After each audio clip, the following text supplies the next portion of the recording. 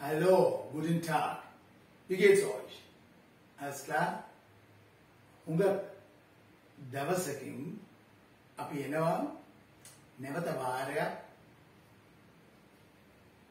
වාක්‍ය ඒ කියන්නේ ජර්මන් වාක්‍ය සාදා ගන්නා හැටි අපි ඒකට කියන්න පුළුවන් ස්පෝකන් ජර්මන් කියලා කියන්න පුළුවන්. ඉතින් මේ ස්පෝකන් ජර්මන් වල වාක්‍ය හදන්න නම් අපිට වචන මාලාවක් ඕනේ.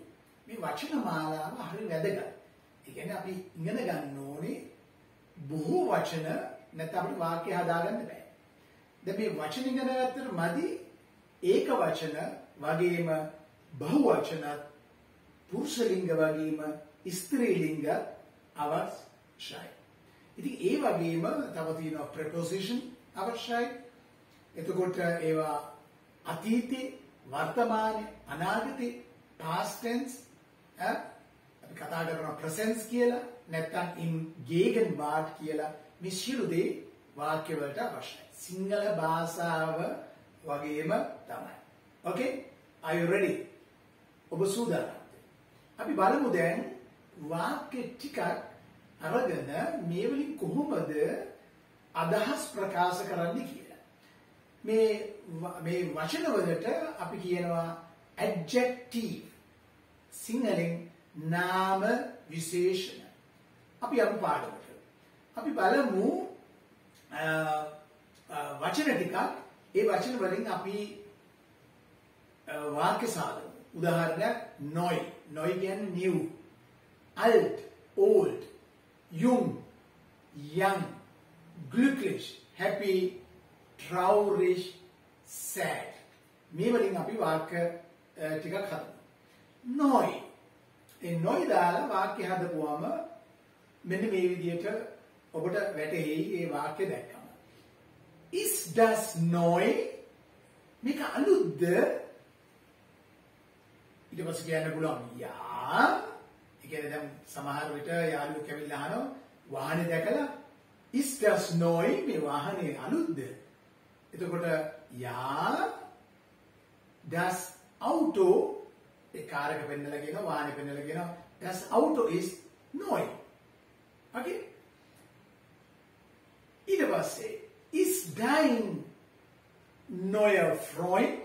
දැන් ගෑනු ළමෙක් ඇවිත් නැත්නම් පිරිමියෙක් කෙනෙක් ඇවිත් ඉන්නකොට දෙන්නෙක් එක්ක එක්කෙනෙක් අහනවා මේ ඔයාගේ අලුත් යාළුවාද කියලා. නැත්නම් යෙහෙලියද කියලා. හරි? එතකොට අහන්න පුළුවන් is dein neuer Freund? මෙතන තියෙනවා r එකක් neuer Freund. r එක එන්නේ der Freund නිසා. හරිද? neuer Freund. ඊට පස්සේ කියන්න පුළුවන් උත්තරේට ja wir wollen bald heiraten. එතනම සම්මත කරනවා මේ මගේ අලුත් පාර්ට්නර් නැත්නම් මම විවාහ වෙන්න ඉන්නේ කියලා මම එයාව ඉක්මනට බඳින්න යනවා. Ja wir wollen bald heiraten. ඊට පස්සේ das Haus ist neu. නැත්නම් is das Haus neu? මේ අලුත් ගියක්ද කියලා අහනවා. එතකොට ඒකේ අනිත් පැත්තට දාන්න පුළුවන් is das Haus alt කියලා. old කියලා දාන්න පුළුවන්. තව උදාහරණයක් බලමු. Ich habe eine neue Hose gekauft. ඒ මොකද කියන්නේ? මම අලුත් කලිසමක් ගත්තා. මේ සාමාන්‍යයෙන් අලුත් කලිසමක් ගත්තාද නැද්ද කියන එක බොහෝ විට කතා කරන්නේ නැහැ. ඒ යුරෝපය වගේ රටවල් වල කලිසමක් ඇවිල්ලා සාමාන්‍යයෙන් යූරෝ 150කට වගේ 175කට වගේ 250කට වගේ ගණන් තියෙනවා මාක් එකත් එක්ක බ්‍රෑන්ඩ් එකත් එක්ක.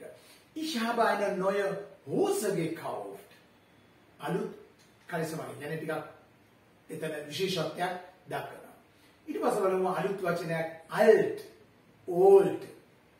Ist das alt?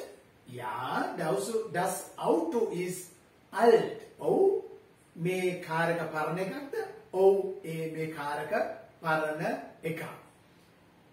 තව උදාහරණයක්. Wir haben ein altes Haus. Wir haben ein Altus house. Altus das house නිසා s එකක් එනවා. Altus house. තව උදාහරණයක් mein Vater und meine Mutter sind sehr alt. Mein Vater R එකක් එනවා. mein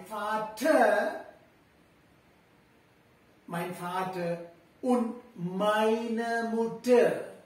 Die Mutter, Vater කියන එක masculine එක නිසා mein, Mutter කියන එක feminine නිසා meine. Mein Vater und meine Mutter sind sehr alt.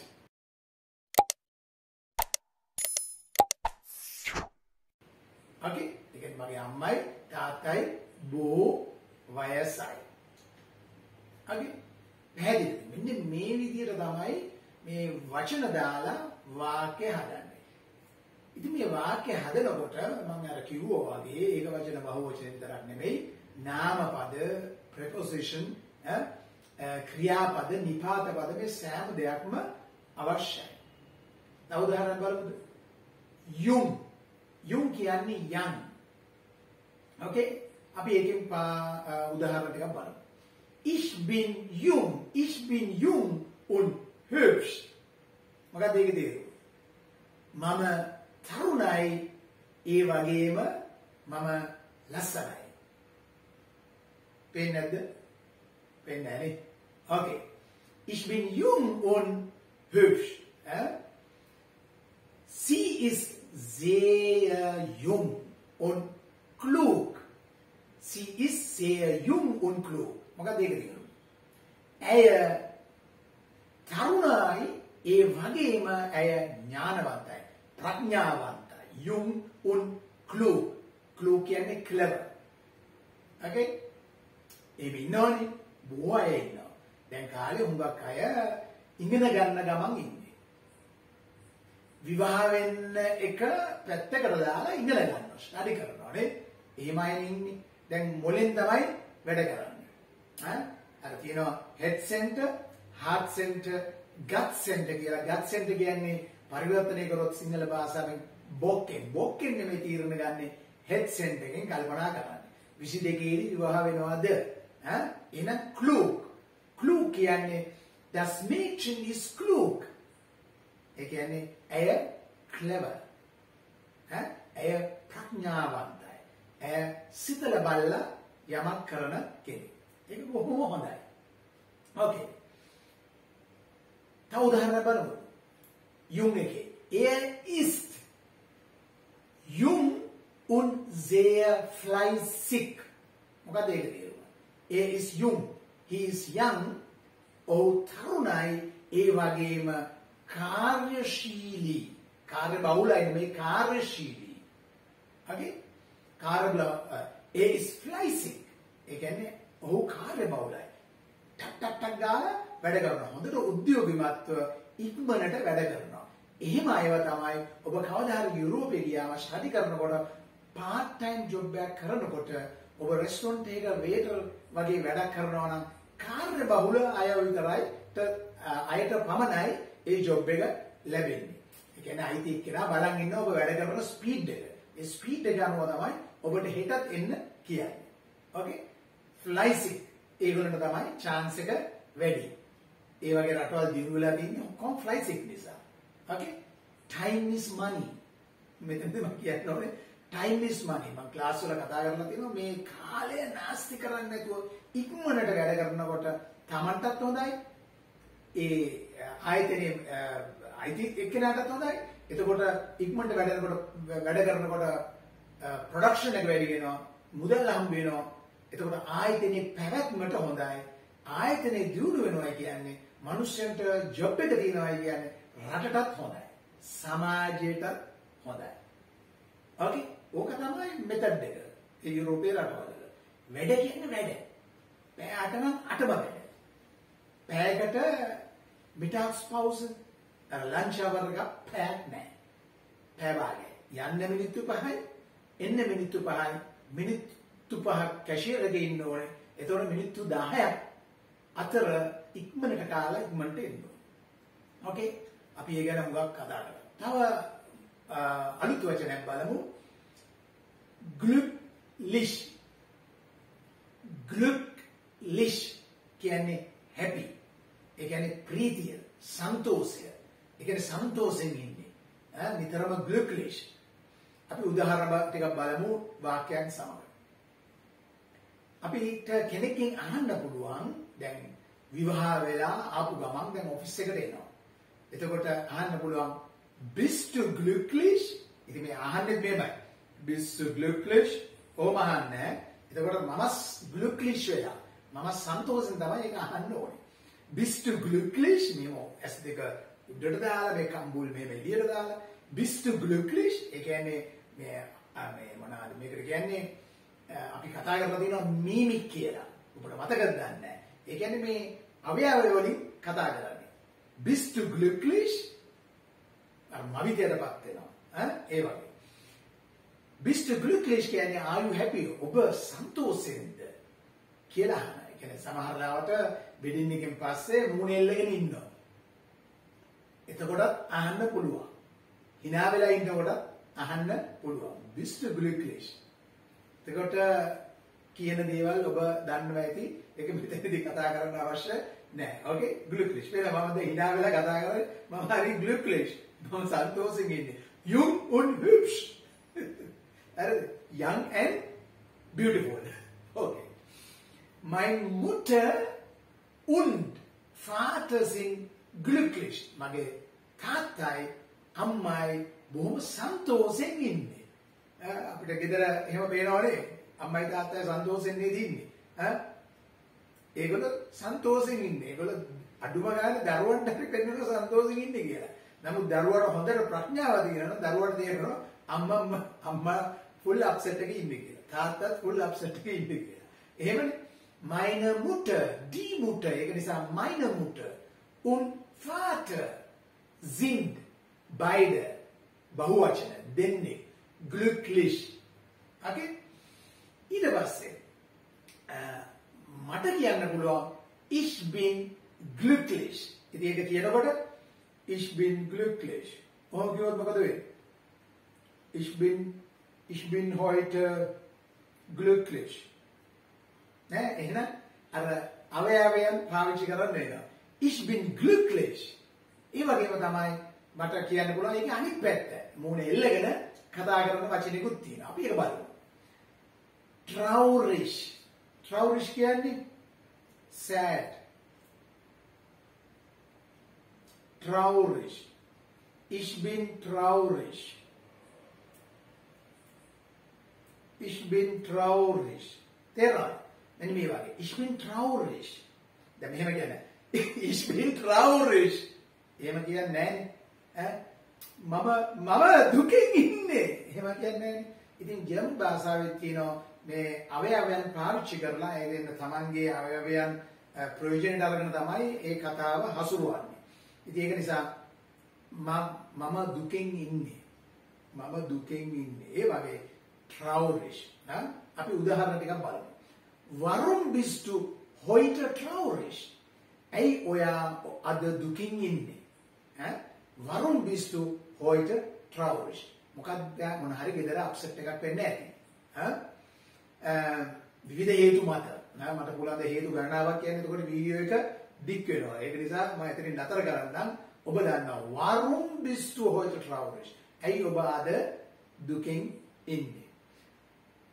එතකොට තව කෙනෙකුට කියන්න පුළුවන් නෑ. Sie ist nicht traurig කියලා කියන්න පුළුවන්. නෑ එයා traurig නෑ. එයා පොඩි ප්‍රශ්නයක ඉන්නේ නමුත් traurig නෑ. එහෙම කියන්න පුළුවන්. එතකොට අනිත් එක්කනට කියන්න පුළුවන් ඒ ප්‍රශ්නේ දැනගත්තත් නැතත් sei nicht traurig. sei nicht traurig කියන්නේ do not be sad. දුක් වෙන්න එපා. හරිද? Warum bist du heute traurig? Sei nicht traurig. Heute ist sie traurig. Heute ist sie traurig. Ada er duken inne. නැත්නම් ඔහු. Heute ist er traurig. Heute ist die Mutter traurig. Traurig. Ja? Vater දාන්න පුළුවන්, Schwester දාන්න පුළුවන්, Tante දාන්න පුළුවන්, Onkel දාන්න පුළුවන්, Lehrer දාන්න පුළුවන්, Professor දාන්න පුළුවන්, ජනාධිපතිතුමා දාන්න පුළුවන්, ඔක්කොම දාන්න පුළුවන්. Heute ist er, නැත්නම් der Präsident ist traurig. Heute ist der Präsident traurig. එහෙම කියන්න පුළුවන්. දැන් මේ දවස්වල එහෙමයිනේ. Okay. Der Tag wird kommen. Der Tag wird kommen, dann wirst du auch glücklich sein. මොකද ඒක තියෙනවා? අවසාන වාක්‍යය. Der Tag wird kommen. ඒ දවසක් ඒවි. එතකොට ඔබත් ප්‍රීති වේවි. ඒ කියන්නේ හැමතිස්සෙම ප්‍රීති වෙන්න බෑනේ. ඒ කියන්නේ එයා ඔබගේ දවස එනවා. ඒ දවස ආපම ඔබත් ප්‍රීති වේවි. alles klar? උගාරියක් දේවල් තියෙනවා කතා කරන්න. මම මෙතනින් නතර කරන්නම්. ඔබ කමෙන්ට් කරනවා අඩුයි. ඔබ ලයික් දෙනවා අඩුයි. ලයික් දෙන්න නම් කමෙන්ට් කරන්න නම් ඔබට Google account එකක් තියෙන්න ඕනේ. Gmail එකට ගිහිල්ලා Google account එකක් හදන්න. Okay. ඒ වගේම ප්‍රශ්න අහන තරමට තමයි මේක පුරුදු වෙන්න පුළුවන්. ඔබ අහන හැම ප්‍රශ්නයකටම මම පැය 24ක් තුල උත්සාහ කරනවා ඒකට පිළිතුරු දෙන්න. Okay? Alles klar? දැන් මේ දවස්වල නිවසේ ඉන්න නිසා මේ අගෝස්තු මාසේ අයිමත් ලොක්ඩවුන් එකක් තියෙනවා සැප්තැම්බර් 6 වෙනකන් 2021. ඉතින් මේ කාලේ මිනිත්තු 20ක් අරගෙන මේ පාඨමාලාවට ආසන කැමති නම් මේක ප්‍රයෝජනෙට ගන්න. අලුත් වචන ටිකක්. Okay? එහෙනම් මම මෙතන නතර කරන්න ඔබට alles Gute. Dankeschön.